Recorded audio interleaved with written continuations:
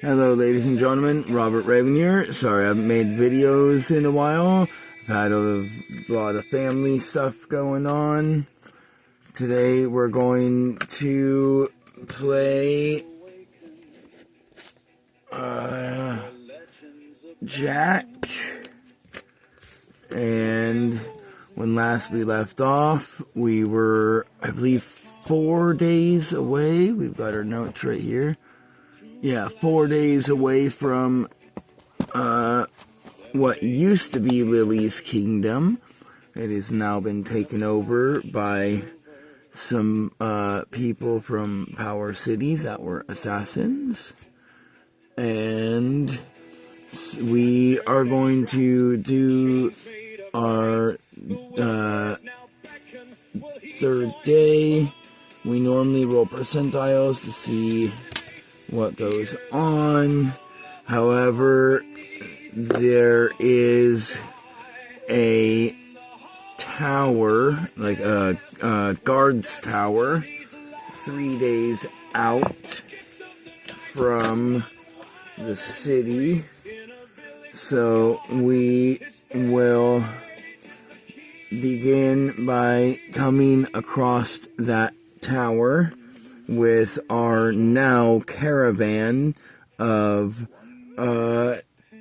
us plus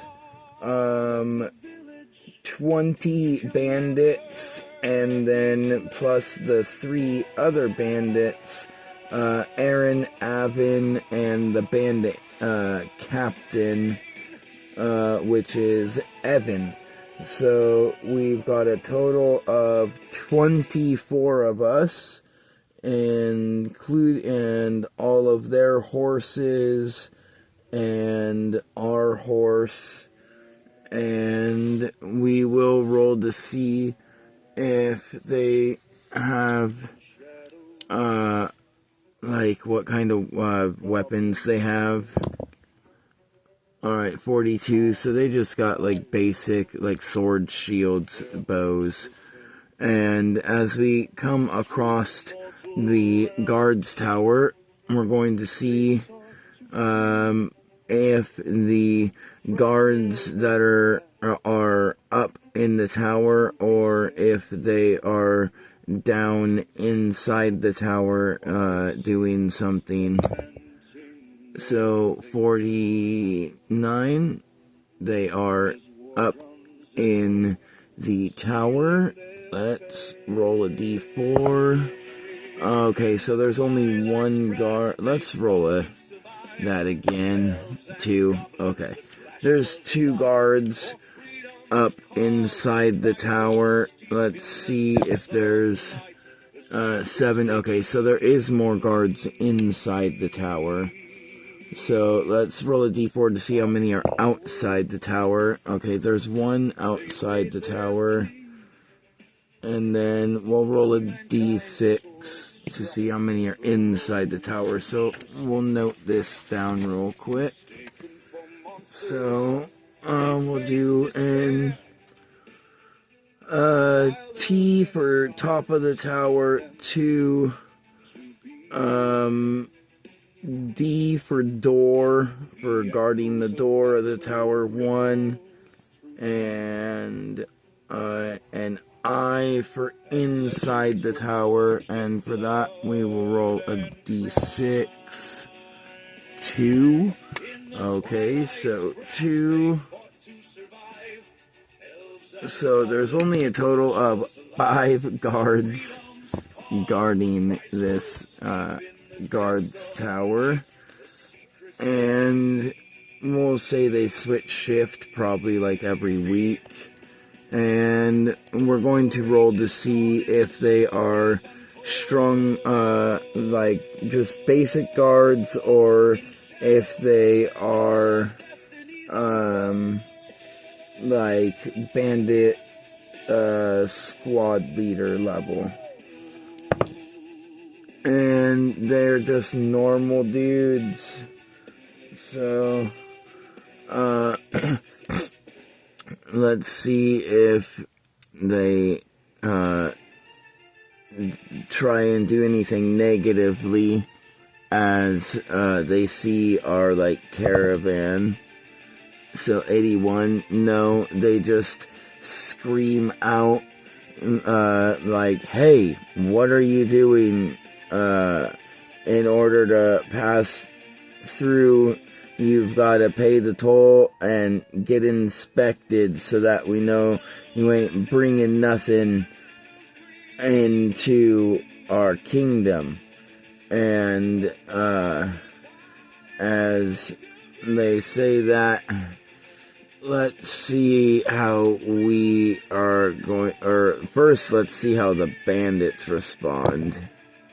So 21, the bandit leader raises his bow and lets loose an arrow. Let's see.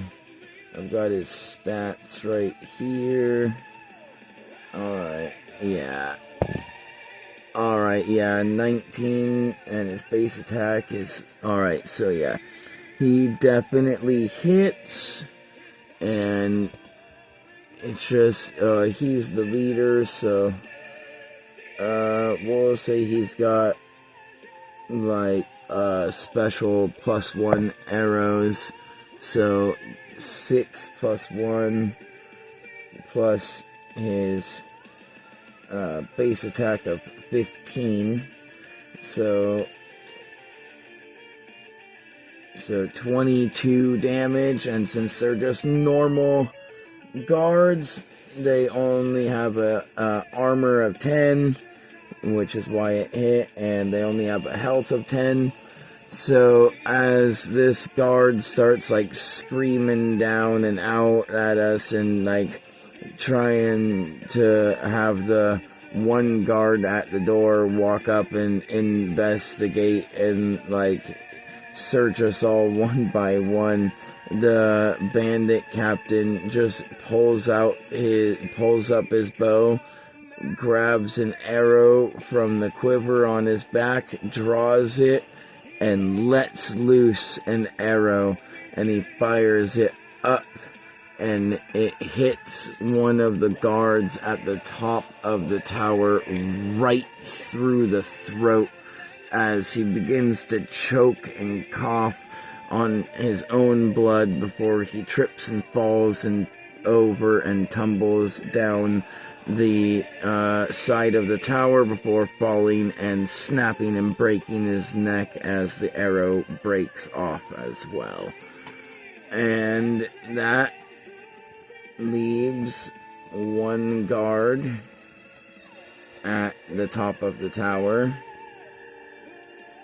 And as that happens, that will obviously start combat. So we will do percentiles to see which side goes first.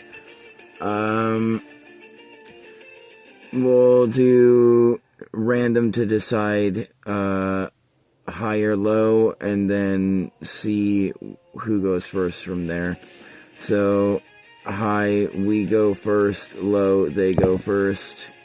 Alright, so it's high. Alright, so we will go first, and then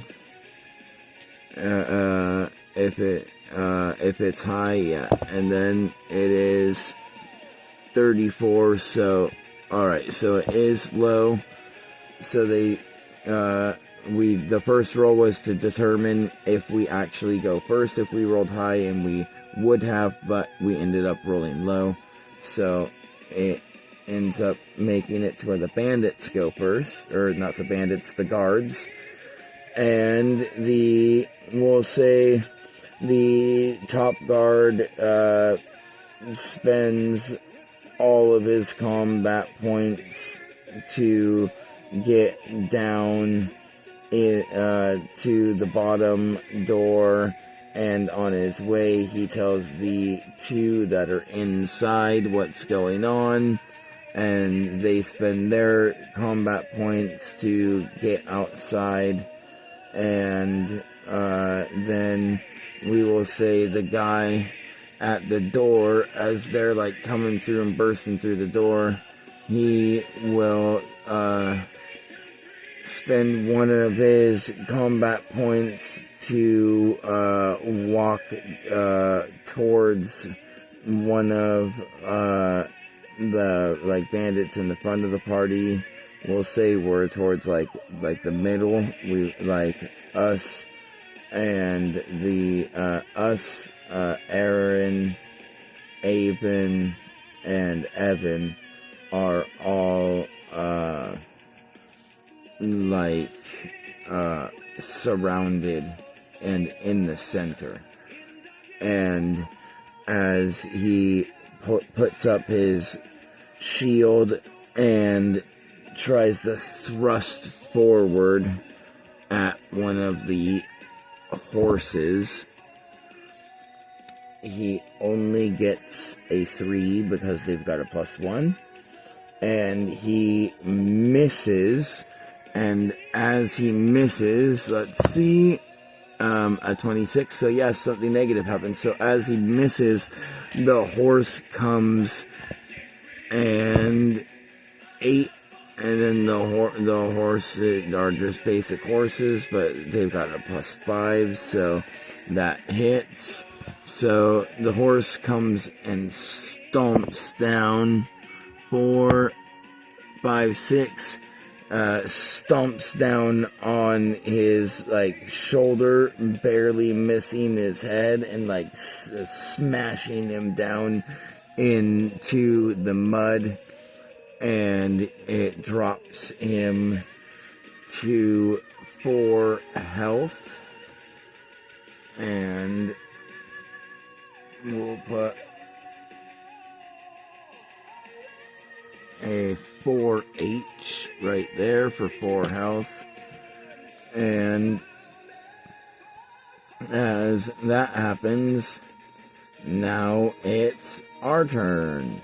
We are going to roll 1d, or we're going to break it up into groups. We're going to do a 1d20 for 10 of the bandits, 1d20 for the other 10 bandits, and then Aaron, Evan, and myself all have actual stats, and so we will go through their actual turns.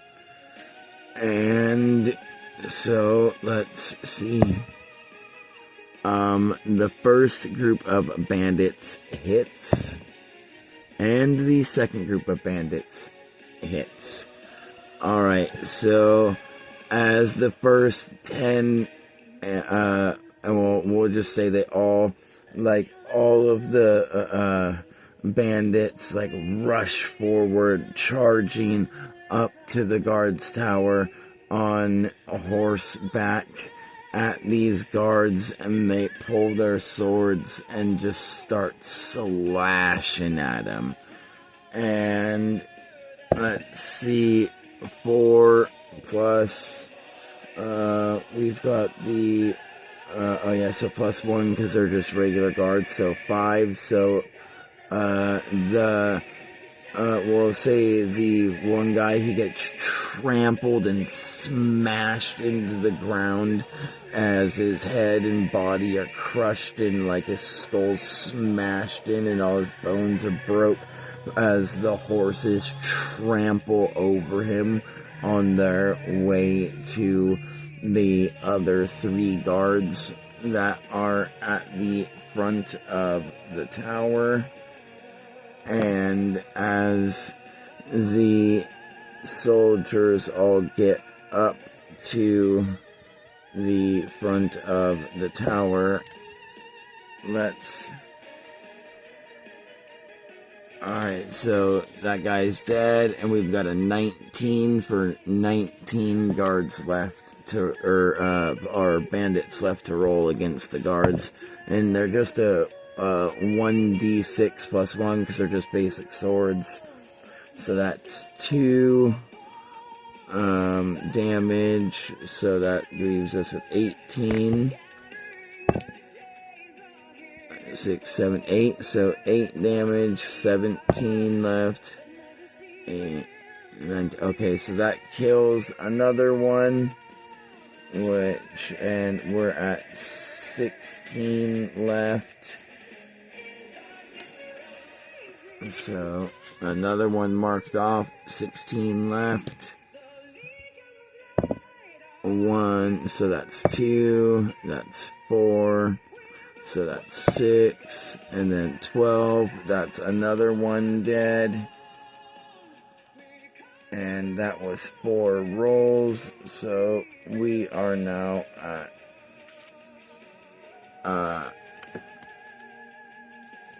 1 soldier left and 12 bandits still surrounding him, trampling all over the bodies of his fallen friends as they're circling with their horses, slashing at him with their swords.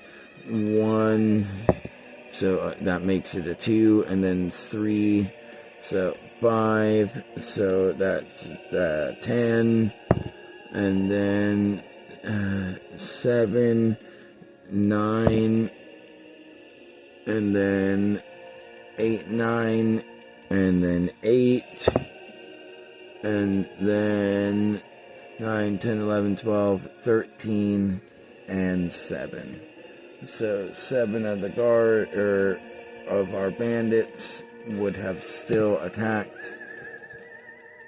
And all of the guards are massacred in a bloodbath, as we then we'll take over the guards tower, and we have successfully taken over the guards tower. We will mark off day 11, and we'll say, as all of this is going on, is about the same time that Lily's kingdom is being infiltrated. And tonight, as we rest, is when the attack happens. And so as we wake up in the morning, we are like going around the guards tower, getting, a little bit of like fresh supplies, and like putting like some older rations there and stuff like that. And we are going to assign our 20 bandits to stay here at this guards tower and keep like it as a base of operations, and like build on it by like using materials and stuff from the woods. And so we're going to actually make a note and put guard tower conquered, and we will put 20 bandits left to make base. Alright, so we've got 20 of our basic bandit, and we'll say we'll also leave Aaron So, because he's a bandit squad leader, so we'll leave 21, and me, Avon, and Evan will infiltrate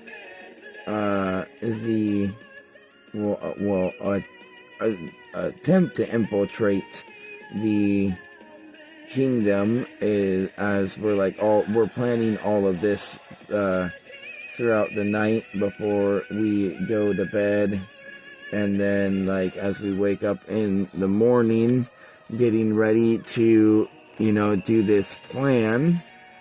Here's our note. We notice that Lily's kingdom is on fire, and there is smoldering smoke that looks like it's almost out, and there's flickers of small fires and embers still burning, and we can see this in the distance from up in the guards tower, because it's still a 3 days travel by horseback, but we can see that something has happened in the kingdom. We can't see if it's the castle that's been attacked, if it's been a city that's been attacked, if maybe the front gate's been blown open. We can see that there's smoke very obviously coming from that direction, and it looks like smoldering embers of a fire. And so we will re-go over the plan and everything with our guards, with our dudes, and we will leave Aaron in charge. Let's actually mark that down. So, Aaron left in charge. Alright, right here at the bottom. Alright, so we've got that, so we don't accidentally use him during the infiltration mission. And so let's go ahead and get our 3 days of travel done. Alright, so first day. See if anything happens in the morning. So yes, something happens, and it is negative. Let's see. I made a huge list. 63. That is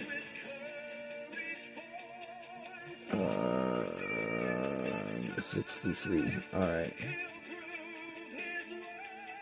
Oh. That's okay, that'll change things up. As we leave the guards tower, and me, Avron,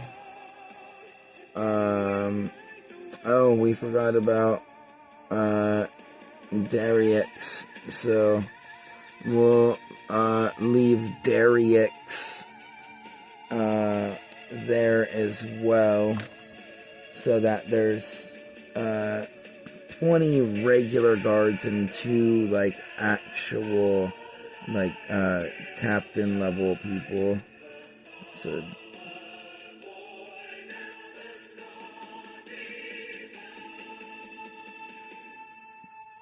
alright, so added Derek's and symbol, and then Aaron. So Derek's and Aaron are left in charge. We'll split, have it split in 2. Derek's will be in charge of 10. Aaron will be in charge of 10, so that they can, distribute the bandits as needed. We'll and then we will now go ahead and attempt to resolve 68. Oh, come on, internet. Of course you're gonna cut out and stop playing music, like always. Well, 68 is a demon appears. So... Oh, actually, wait, hold on. Let me see if it's a demon or a devil, because there's a difference.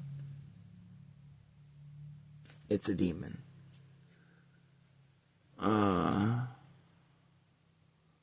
Alright.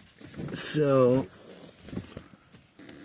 let's see. As we are walking to leave the guard's tower, we get down the road a little bit.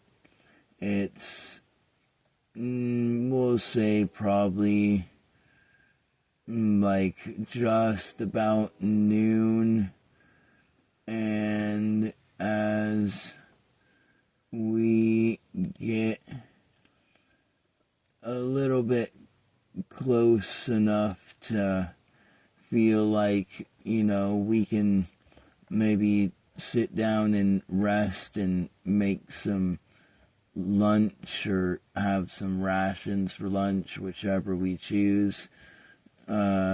We notice that inside the middle of the walk path, a strange light that is orange begins to burst forth from the woods, and as it comes from the woods and it looks as if the trees are beginning to light a blaze without burning, a long twisted hand that's backwards and a skinny malnourished arm that the skin is like a yellowish black, as if rotting for several years without fully decomposing. And as the arm comes reaching around the tree, it pops into existence onto the pathway, and in front of us, because it's choosing to not use its aura, because it's trying to make a deal with us as a demon,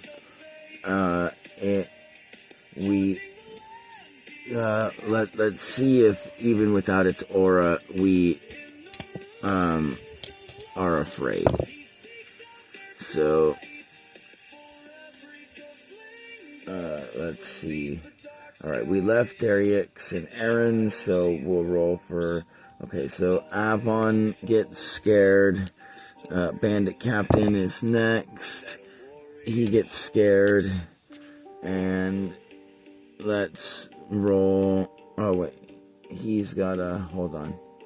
Let's see what Aaron's will is. I rolled the wrong dice. Or Avon's will. Okay. +3. So, okay, he rolled a 15. Okay, so he's not scared. I rolled the wrong dice. That's my bad. And then, so, Boss Captain Evan he's got a will of 8. Alright, so yeah, he rolled 16 plus 8, so he's good. And then we have a will of 13. So we just need to roll a 2. And we rolled 11. So we're good. Okay, so as this long, lanky, 11.5-foot tall, hunched over with 3 hunches in its spine with a spike coming out the middle of each bulging and bubbling hump, and a long hair that is like tipped in rods like porcupine quills, and a skeletal face of like a malnourished skin that's been like pulled back as tight as it can against the skull, and his long arms with his black and yellow skin and long rotten black fingernails, green mist coming from his mouth as he breathes poison and speaks the following words. Those who've come into my path make a deal or spin my wheel, as he waves his long, lanky arms, and between his underneath his hand and the ground appears a wheel with a bunch of random, like, weird symbols glowing in a deep red, all in different, like, slivers all around the wheel. And then he says, if we don't make a deal to pass, spin my wheel. And as he says it again, we'll see how Avon responds first. So he responds positively. He goes, you foul beast, I've heard of your kind. I will not make a deal with a demon. Though I may be a scumbag bandit, I only did what I needed to survive. I will not taint my soul nor sell it to you. I will neither make a deal nor spin your wheel, and I will pass through. And the demon just begins to move his hands together as he taps his fingertips against each other and just gets a big grin on his face as his right eye twitches while he twists his head to the left, looking directly at Avon. And let's see if he does anything. Yes. And as he looks at Avon, he immediately uses, let's see if he uses a paralyzing glare or a glare of death. 18. Glare of death. Oh, let's see. Avon's got Yeah, yeah. He, unless he rolls a natural 20, he can't beat this, because it's a save of 30, and he's got a will of +3. So, yep.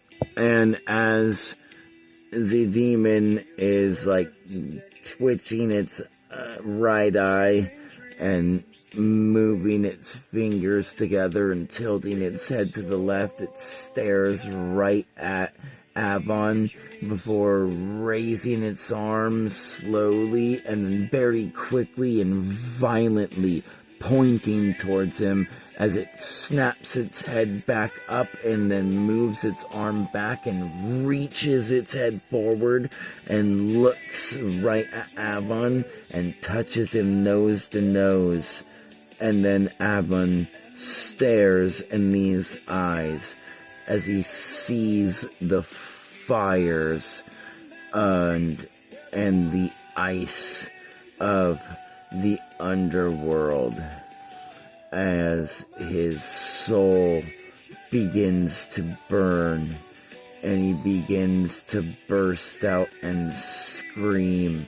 He hits his knees and covers his ears as he hears the screams of all those who have died before him, before the demon teleports back in front of the wheel and Avon spontaneously combusts and burns to death right in front of us.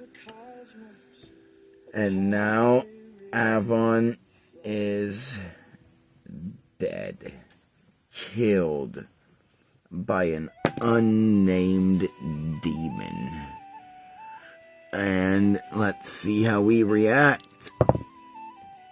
So Derek's does not react good. The bandit captain does not react good. Alright. What about us?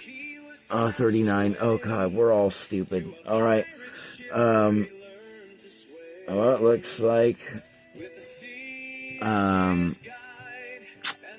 we're all going to die. Because there's literally no way we can kill this demon. Let's see if all of them are like negative as in violent or negative as in emotional. Derek's first. Okay, so he's just negative, like like screaming and yelling at the demon, like, "What the hell, dude? Why the fuck did you kill him? He was just, trying to be passionate. You could have given us time to talk to him and convinced him to spin the fucking wheel, dude. I'll spin the wheel. Like, come on now." And let's go for Evan. Evan isn't fucking having it. He is, like, you just killed my dude. And, I'm, going to fucking retaliate. And so he's going to spend all 3 of his combat points to pull up his bow and let loose 3 arrows as fast as he can, which none of them can hit unless he hits a natural 20, even with his 15, because the demon has a 45 armor. Oh, he rolled a natural 20. Holy crap. Alright, so one of his arrows hits. Alright, well, Evan lands a fucking hit on the demon before he dies. Good for him, dude. I mean, it's only 2 damage because it's, well, actually no, because it's 1 + 1 and then his base attack of 15. So it's 17 damage against the demon's 500 health. So he's fucking done for once it's the demon's turn. Well, actually, the demon's gonna spend a combat point right now to snap his fingers And he rolls a natural 20. Oh man. So the damage is doubled. Oh shit. Okay, so I mean, Evan is I mean, he's got 100 or he's got 3 Evan's got 300 health, so I mean, he might not die so easy. He's gonna take 12d6 of otherworldly fire damage, though, and be permanently affected by the burned condition, which will eventually kill him, unless he can somehow get magic to get rid of the burn curse. So here's one. And hold on, what's the demon's base attack? Is a plus 50. Alright. So that's 54. And with that's another 54, so that's 108.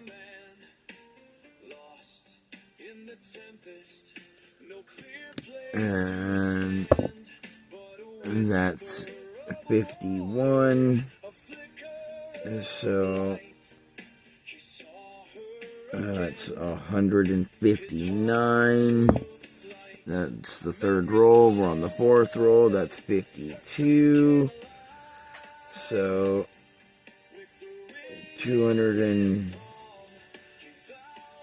let's see, 211.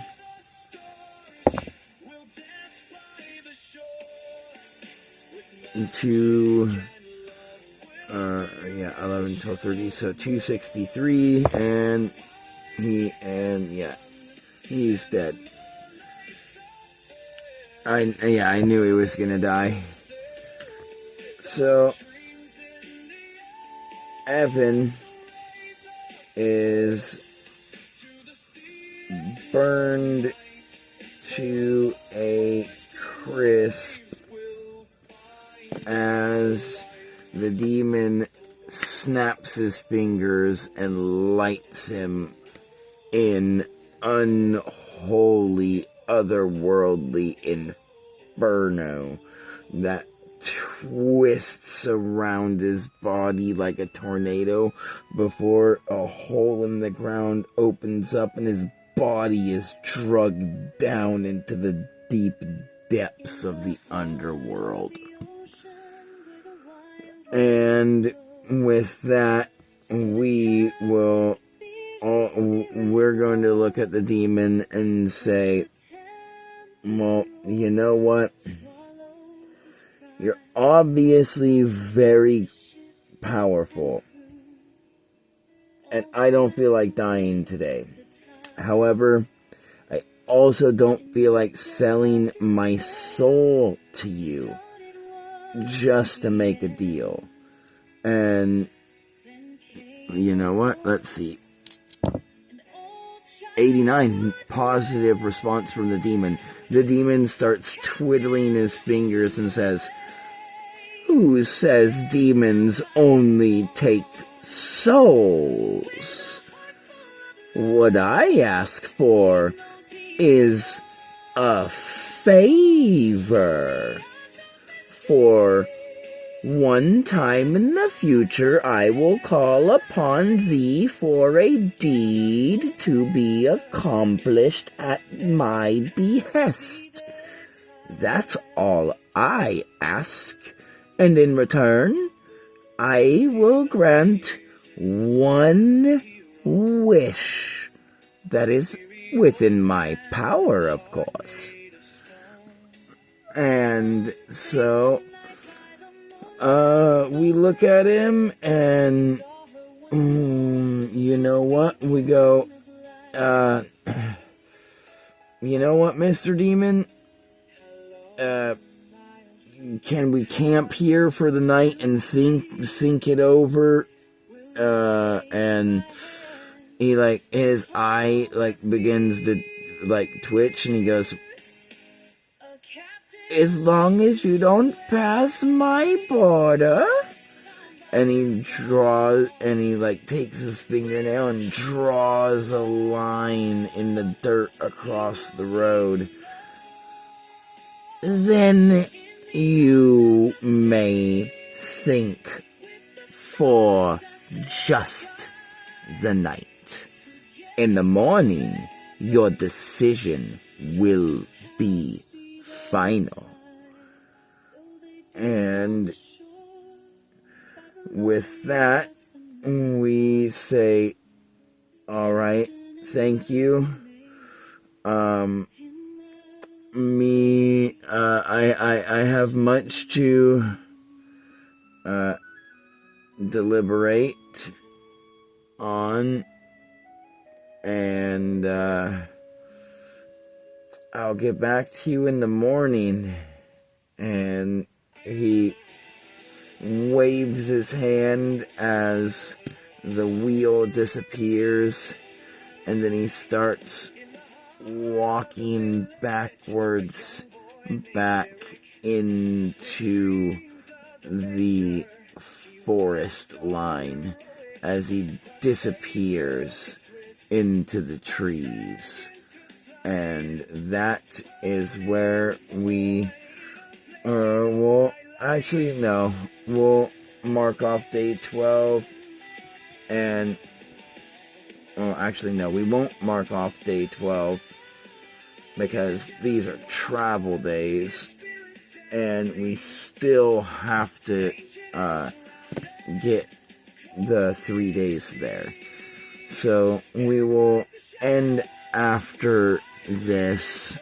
Instead, we'll get up in the morning and we'll do some rolls to decide what we are going to do or not. Let's see. How do we decide this? Do we, low, we make the deal with the demon. High, we spin the wheel. 49. Alright. It's settled. We're making a deal with a demon. Alright. In the morning, we wake up and we eat our rations as the demon comes twisting and turning out onto the road. And as he comes onto the road and makes his wheel appear, the line that he drew disappears underneath his feet, and he says, "Well, my boy, have you made your decision, or do you have to end up like your friends?" And we look at him and go, "Huh? No. We made our decision. We've thought long and hard about it. You don't want our soul. As long as we can get that in a magical binding contract, and that if it's broken, your soul is destroyed, then we're gonna make a deal." And the demon says, "We can put that into the contract. I have no plan on breaking my end, so my soul shall be safe. No worries here, sonny boy." And he waves his hands, pulls out as a quill manifests in one hand, and a floating cartridge of ink appears before him. He dips in the quill. In his other hand, a piece of paper appears, and he begins to write the magic contract. And as he gets most of the rules and provisions down, he gets to the part where it's our wish, And he says, "So, boy, what shall you want? I've already got everything down here. See, it's even written in your human language so you can understand the contract. Yes, see?" And he, like, flicks his finger and two of them appear. "And this copy will be yours." He flicks his hand back and they re-slide back together. As he writes on one, it appears on both pages. And he says, "So, what shall it be? You owe me one deed to do in the future of my asking." And we say, "Well, since it can't be anything to do with our soul, and our soul can't be tampered with in any way, you're probably going to ask us to do something that can possibly corrupt our soul in the future, and which will make us, like, go down a deep path." "Well, actually, Sonny boy, you were very smart. I can't do that. Unfortunately, I can only use you for meaningless tasks like assassinating a king or some shit. Yeah, you kind of got me on this one." And, well, we're fine with all that. So, what I want is, absolute power to rule both the kingdoms. I want to be the most powerful within both of these kingdoms. And the demon goes, "What kind of power? You must be specific, boy. It goes in writing. Magical binding writing." And we go, "Well, I mean, what you did was pretty cool. I mean, I've got this badass, like, magic horse. Is there any way you could, like, make me, like a phantom rider? And, like, bless me and, my horse with,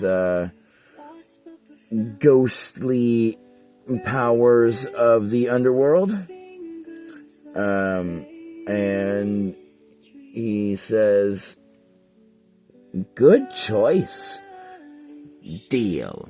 And he writes it down, and then he hands us our contract, and then he takes his contract and he says, "Now,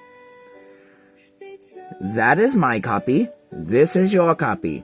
You put your blood on my copy. I put my blood on your copy."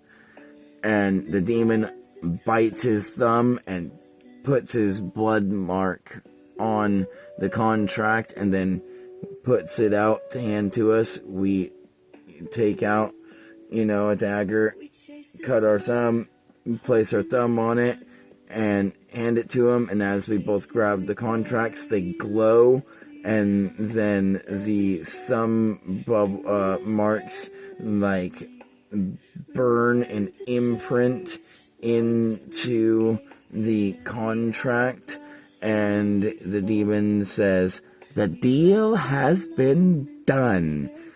And as he says that, he begins to laugh, and as he says, "Hopefully the power you wished for doesn't corrupt you.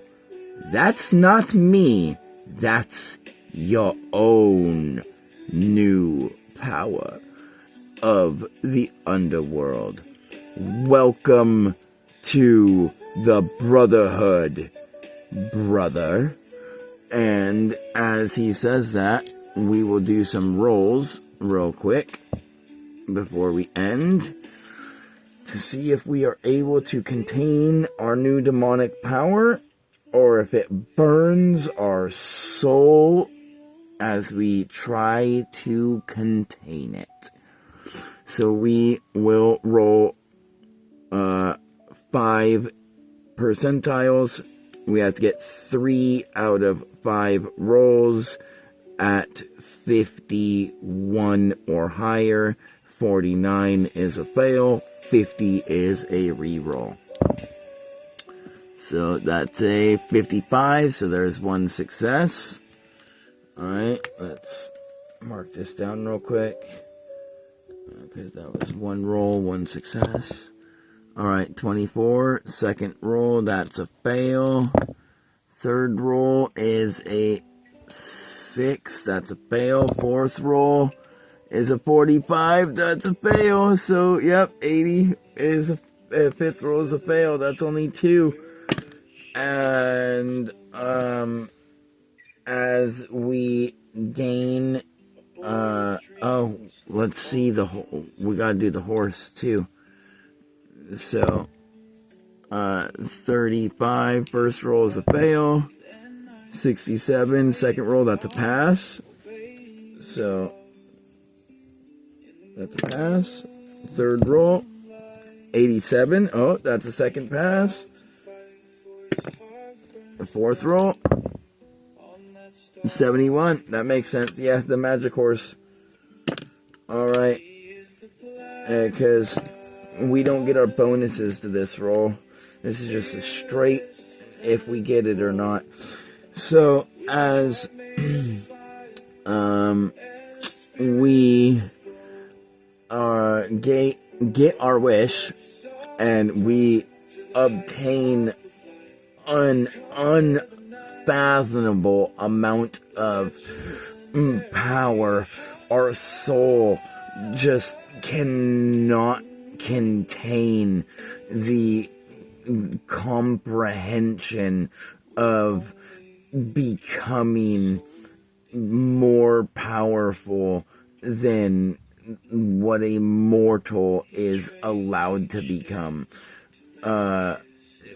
As we are so rapidly thrust into divinehood, our soul just begins to burn as our whole body begins to like sink inward and turn to ash as we drop and crumble and get blown in the wind into mist.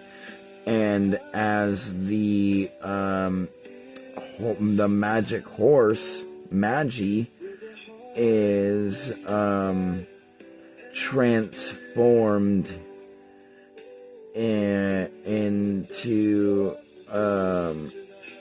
well, it's not really transformed, it's just granted otherworldly powers of the underworld. And so it well, I guess it kind of transforms it.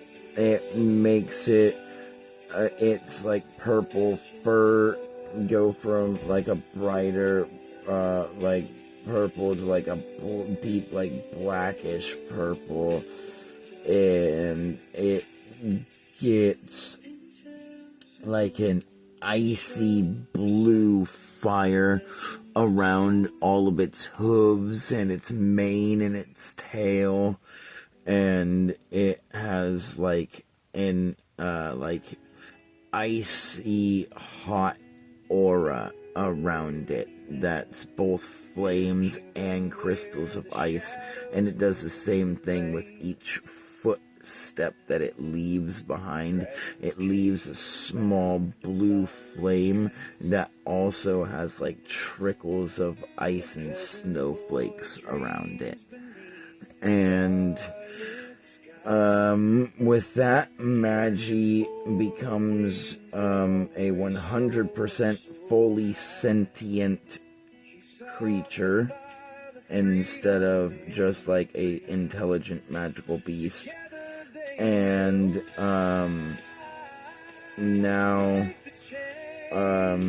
since he's not like a part of the deal in the aspect of like he doesn't owe the demon anything, the deal's done and over, and